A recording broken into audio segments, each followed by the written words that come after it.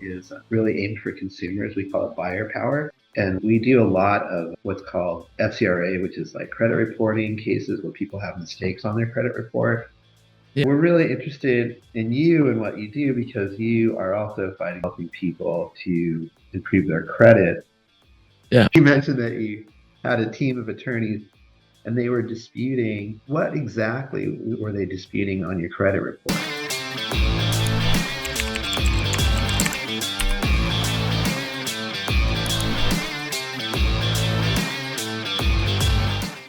Good afternoon. Hey, Jordan. How are you? There we go. Doing well. Hey, good. All Doing, right. I'm Chuck. It says Charles, but I go by Chuck. nice to meet you. Likewise. How's your day going?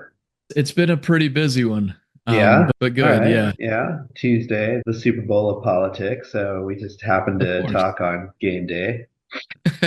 Why not? Just so you know, I'm the director of a nonprofit called the Consumer Center for Resources. I'm a Okay. lawyer and I'm a consumer lawyer. I'm an Arizona lawyer, but we have offices in California and Arizona. And we do a lot of what's called FCRA, which is like credit reporting cases where people have mistakes on their credit report. Yeah. And we've done everything from filing bankruptcy to filing lawsuits for fraud against dealers. We sue manufacturers for defective Teslas and other cars as well, but especially defective Teslas. Just kidding, Elon. I'm not trying to single anyone out here, but just saying that there are a lot of defects on the Cybertruck. But that doesn't matter. That's not what we're here to talk about. That is interesting, though. Maybe topic for another conversation. Yeah, maybe another day. But we're really interested in you and what you do because you are also fighting the good fight and you are helping people to improve their credit. Yeah. Jordan Bloomingdale, you are the owner CEO of Dream Life Innovation. You are a seasoned digital marketing expert with over 12 years of experience specializing in e-commerce, content strategy, and as a veteran Sitecore content author and administrator with 9 years of hands-on experience, you've demonstrated expertise in managing complex digital transformations and multi-platform content strategy. Have I got that right so far? That doesn't sound anything like me, but Okay, well, sounds good. No, all I'm just right. kidding. I'm just kidding. Maybe that's your twin. No, that's me. That's All me in a right. nutshell. Yeah. All right. I think we can get into your background. I do think that this isn't really just about digital content. I think that I want to talk specifically about Dream Life and how Yeah. you help consumers. And I know that you also, interestingly, help people moving into the green tech Hmm. sector through solar. And, Yeah. and again, I'd love to hear something about that. You want to just fill me in a little bit on Dream Life and what kind of Yeah. work you guys are Yeah. doing? I'll put it this way. I'll fill in some of the pieces on why there's some digital commerce aspects to it and then how Dream Life comes into the picture. And that may answer some of the underlying questions as to who this guy is, kind of thing.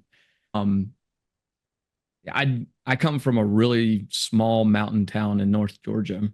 Went to grade school, got my diploma, and pretty much if you didn't do at least that, you were by all means part of the norm, really. It was a matter of getting that piece of paper and going to college to really aspire to be anybody that got out of town, essentially. And with that being said, when I'm giving my talks and whatnot and teaching through my channels of teaching financial literacy, one of the things that I half heartedly joke about is that when I was going through grade school, really all that they taught us in terms of financial literacy was either to how to swipe a credit card or how to write a check or balance a checkbook. And I can't say that half jokingly, but it's the truth. And that was really all that we had to go off of in terms of outside of that, it was like, don't blow your whole paycheck between now and next Friday. It was really that kind of rudimentary. I say all that to say, so after I did essentially get out, went to college, had a little bit too much fun, but I got my piece of paper with about almost $60,000 in student loans, which in the grand scheme of things really isn't all that much. But to me, it was like I was going to be indebted forever, and about $10,000 in credit card debt, which about 30% of that by the time I graduated had gone into collections. Coming out of college, I didn't know what I didn't know, but the easiest, or I say easiest, the path of least resistance and the path that everybody told me to take was go to a job fair, get a job, and start working to pay it off. And so that led into a career of just shy of about 10 years working in corporate America, bouncing from manufacturer to manufacturer essentially. I was laid off about 3 times in a matter of about 4 years. And the last one really was the final straw. It was 2 days before Christmas in 2021. And coincidentally, ironically, whatever you want to call it, about 48 hours, I contracted COVID. So I'm sitting there, no job, no health insurance, no severance to speak of, and just try not to die in the middle of all of this. And that was the eye opener, or not really the eye opener, but that was the kind of the final straw, because I had been trying, there was something in the back of my mind going, there's more to life than paying bills. There's more to life than I had an hour and a half one-way commute at the time. There's more to life than spending 15 hours a week in a vehicle listening to the radio. There's just more to life than what's going on here. And I really think, if I don't know if you're a religious person, but I really think that was God trying to tell me, listen, dude, you got to wake up and smell the flowers. This is not for you. And so I'll pause there, and then I'll come back to that in just a second. But I started Dream Life Innovations in really in the summer of 2020 was really when I started to see the writing on the wall. And like I said, that Christmas of 21 was the final straw. But between June of 20 or July of 2020 and Christmas of 2021, we had all gotten sent home. We were all at home and basically either watching Netflix or playing video games or whatever. And I was like, I've got to do something more. And I remember this program that I had gone through the year prior in 2019, where this lady essentially reached out on Facebook and was just cold networking with me and said, hey, do you know anybody that has less than perfect credit or is trying to use their credit to get approved for something?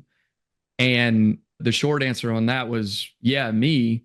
And I put her through some hoops for a couple of months, but I went through this program and it was amazing. It taught me how to properly budget, which I'm sure my parents had probably taught me at some point, and I just blew it off. What do they know? It taught me how to budget. It taught me how to save for a down payment on a home. It taught me how to really aspire to increase my assets and diminish my liabilities.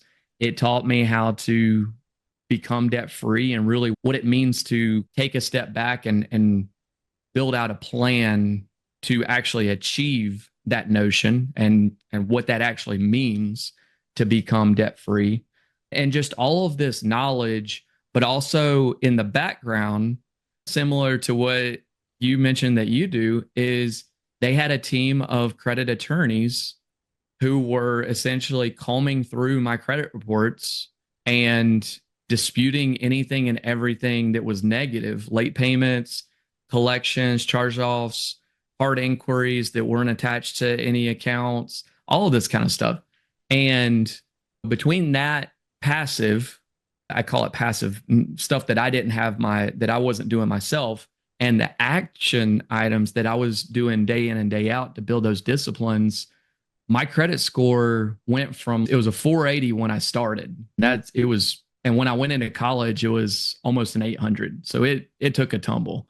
It got back up to about a 650 by Christmas of 2019. So by that next following July, the lady who helped me reached back out and she said, hey, I've followed you on Facebook. We've been connected for a while and I've gotten to know you. And from off to the side stance, she goes, you seem like you really like helping people. And because I had done some other smaller projects here and there and internships and whatnot. She said, "You really seem like you like helping people and have a big heart. Would you like to? I saw the success that you had with the program. Would you like to help others do the same thing?" And I said, "That's interesting. Tell me a little bit about it." And I ended up jumping in. And as of this past July, August ish was about 5 years that I had been doing that, or 4 years. Yeah, from 2020 to 2024 was 4 years, and 5 years I had been around the program, and so I jumped on board and started helping people. And I don't know the exact number, but I think it's probably close to about 130 to 150 individuals that I've helped, and I'm part of a bigger team, and that number is in the probably tens of thousands nationwide that we've been able to help. But something cool happened. Interesting. We had maybe falling out isn't the right word, but I took a step back to assess where I wanted to go with Dream Life Innovations. And in the summer of 2022, I came across a couple of solar reps that some business partners had introduced me to me down in the Tampa market. And long story short, I ended up learning about solar, learning about where it's been and what's happening and where it's going. And I said, look, this is almost like a yin and yang to financial literacy. It's not complementary and it's not replacing, but it's almost like a tool in a tool belt of a credit toolkit. And I actually built out a digital version of that I can show you here in a minute. But basically, I ended up adding that on, and that kind of became the bread and butter of Dream Life Innovations because it's by virtue wealth building machine if you do it, if you use it properly, because it decreases one of the top three expenses that a homeowner has, if not altogether eliminates it. It puts money back in your pocket through the federal income tax credit over a span of 5 years in the upwards of tens to multiple tens of thousands of dollars. It protects your energy, which is essentially the blood flow from modern society these days. And then it adds equity into your home that you literally have been, that people are trying to essentially spend their whole life savings trying to acquire, which by nature is a liability. And so it moves that needle a little bit from liability into asset. And then if you add in other things like Airbnb or Verbo or homesteading and different things like that, you can move that needle even further. But that's another topic. But it changes the whole realm of what's possible for a modern day, normal, just middle of the road American family, not just trying to get by, but really trying to set themselves up for success in something that every family is striving for while supplementing the whole rest of their community through putting solar or putting electricity back into the grid. There's a lot to dig into, a lot to really talk about. But I want to key in on a couple key things that you said. So first of all, it's not really clear to me whether Dream Life is a part of something bigger or whether this is something that you, as CEO, founder, if this is something that you are doing with a smaller team, because you did mention that you were part of something much bigger with a team of attorneys, and it wasn't exactly clear to me where that ended and where Dream Life started, and Okay. maybe, yeah, how that worked. Yeah, I can break that down infrastructurally. What I've done is tapped into two different platforms. One is a company called ES.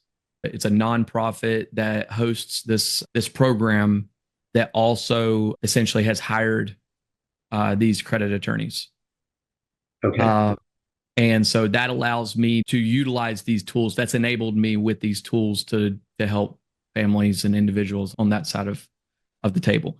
The other side is another platform that allows me to also enable families, but it what it provides me is with tools to put together these custom proposals for solar, and they provide the permitting, the project management, the installation of these so that I can really use them as tools to push forth my calls. Dream Life Innovations in a nutshell is just me. Okay. I'm the owner, but I'm also just the Sure, that makes uh, sense. So, just a couple questions on UCES. Would you call that a credit repair organization, or how would you describe no. So I would they do offer credit repair, but I would say it's more of a wealth building portfolio provider. that? Okay, that sounds great. Um, because within that protection plan, but within that portfolio that they provide, I think you mentioned it earlier about the way I look at it as AAA. So it's a suite of services, it's a subscription based model, but I use it from a white glove type of perspective, hands on perspective, and highlight different parts within the protection plan that is going to fulfill the needs that they come to me with. Got it. Okay. And so I can see how you would, and you talked about the sort of yin yang between um, wealth building and also having all of the benefits of solar. And just one other question that wasn't really clear to me on the solar side. Okay. Are you, I know that one of the posts on LinkedIn talks about helping people to actually get into that field if that's something that they're interested in doing, like getting out and actually repping a company and solar panel sales and things like that. Am I getting that right? There is that's part of what they yeah, so that's the same opportunity that I've tapped into and then almost a white gloved it. Sure. Yeah, Yeah. that makes sense. So what I'm just to get into one extra layer of peeling the onion here. You did mention that when you were going through the process, and this is where it relates back to me, of course. You mentioned that you had a team of attorneys and they were disputing what exactly were they disputing on your credit report? Because I think a lot of Yeah, people are like, I don't think there's anything wrong with my credit. Did you know that there was anything wrong with your credit report before people started digging into it? to be honest with you, no, I didn't. I knew that it was a low score, but I Okay. didn't know the reason why it was a low score. And were Um, you participating in that dispute process, or just did you understand what they were doing? I guess that's the yeah, common questions. What the heck are these guys doing to improve my credit score? How do you explain that? yeah. At the time, because again, I wasn't really on this side of the table as I was going through it as a client. At the time, no, I just left it up to them. They at that point, yes, they would mail me the letters. They would write the letters, mail me, or I think I printed off digital copies, whatever. They would give the letters to me, and then it was up to me through very specific instructions to mail them certified, mail with a copy of my driver's license and two forms of ID and blah blah blah to these specific addresses and blah blah blah. And later on, through additional training and really learning the ins and outs of how I turned around and was able to consult what the lady was doing for me, essentially, and she ended up becoming a mentor of mine, was really teaching us about like the different methodologies around disputing verification versus validation and all of that kind of stuff and really saying okay it's not so much that something is in by nature inaccurate, but it may have been the process by which the account was processed that was inaccurate. Different things like that. Sure. So that it wasn't because you're right that one of the biggest things that I get is no, I know this debt is mine. Okay, yes, I know that we all know that. Right. But we're trying to prove that it is, or we're not trying to prove, we're having them prove to the bureaus that it is. Because if they can't prove to the bureaus that it's yours, then we don't need you doing their work for them, kind of thing. And so, So there's good news and bad news, okay. Jordan. The bad news is we're pretty much out of time. Oh, wow. The That went good by news, fast. yeah, the good news is that this doesn't have to be the only time we talk. because I think Okay. there's a lot to get into, potentially what I would call the next episode with us. Okay.